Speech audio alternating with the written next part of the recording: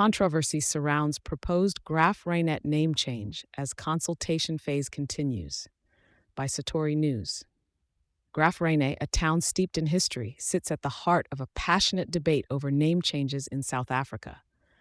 The Eastern Cape Geographical Names Committee, under the chairmanship of Christian Martin, has signaled that the process to possibly rename Graaff-Reinet, along with other towns in the province, is still ongoing, despite the celebratory rumors among residents. Martin, in charge of the contested process, wants to clarify misconceptions about his role and intentions. The propositions at hand suggest renaming Graaff-Reinet either Robert Mangaliso Sobukwe or Fred Hufke, both anti-apartheid activists linked intimately to the town. This discussion isn't just about changing a town's name.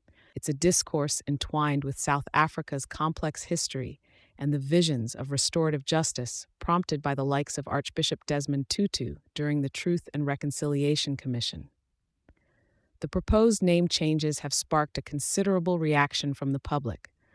While the Sobukwe family has granted permission for his name's use, the Hufke family pulled back amid the controversy.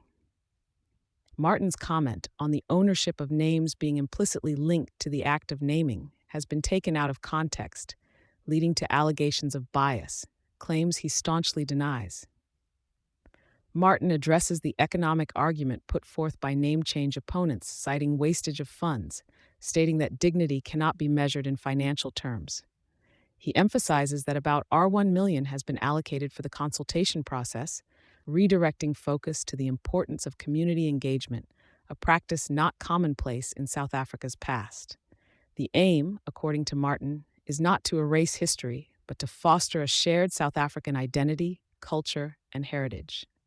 The Minister of Sport, Arts and Culture, Gayton Mackenzie, acknowledges that the South African Geographical Names Council, which met in July, has resolved not to recommend the proposed changes due to a lack of convincing consultation data, petitions during public hearings, and evidence addressing the concerns raised in these petitions.